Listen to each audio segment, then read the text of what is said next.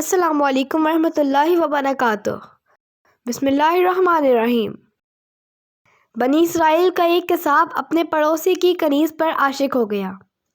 اتفاق سے ایک دن کنیز کو اس کے مالک نے دوسرے گاؤں کسی کام سے بھیجا۔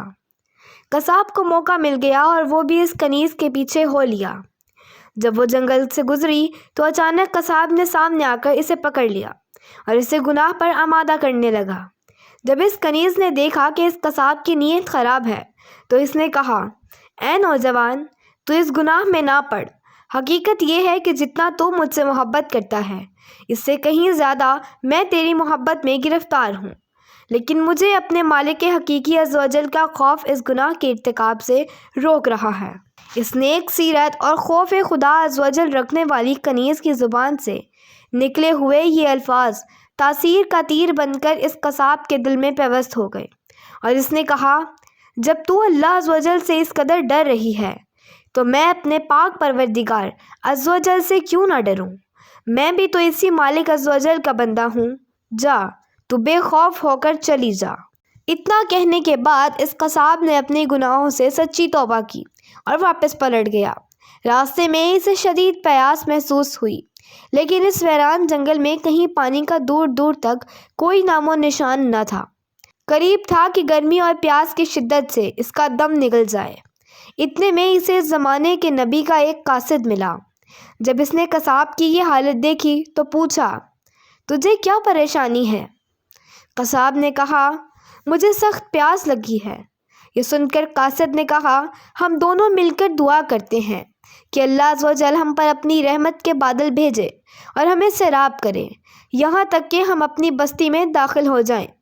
قصاب نے جب یہ سنا تو کہنے لگا، میرے پاس تو کوئی ایسا نیک عمل نہیں تو اس کا وسیلہ دے کر میں دعا کروں۔ آپ نیک شخص ہیں، آپ ہی دعا فرمائیں۔ اس قاصد نے کہا، ٹھیک ہے، میں دعا کرتا ہوں، تم آمین کہنا۔ پھر قاصد نے دعا کرنا شروع کی اور وہ قصاب آمین کہتا رہا۔ تھوڑی ہی دیر میں بادل کے ایک ٹکڑے نے ان دونوں کو ڈھانپ لیا اور وہ بادل کا ٹکڑا ان پر سایہ فگن ہو کر ان کے ساتھ ساتھ چلتا رہا۔ جب وہ دونوں بستی میں پہنچے تو قصاب اپنے گھر کی جانب روانہ ہوا اور وہ قاصد اپنی منزل کی طرف جانے لگا۔ بادل بھی قصاب کے ساتھ ساتھ رہا۔ جب اس قاصد نے یہ ماجرا دیکھا تو قصاب کو بلایا اور کہنے لگا، تم نے تو کہا تھا کہ میرے پاس کوئی نیکی نہیں اور تم نے دعا کرنے سے انکار کر دیا تھا، پھر میں نے دعا کی اور تم آمین کہتے رہے، لیکن اب حال یہ ہے کہ بادل تمہارے ساتھ ہو لیا ہے اور تمہارے سر پر سایہ فگن ہے۔ سچ سچ بتاؤ، تم نے ایسی کون سی عظیم نیکی کی ہے جس کی وجہ سے تم پر یہ خاص کرم ہوا؟ یہ سن کر قصاب نے اپنا سارا واقعہ سنایا۔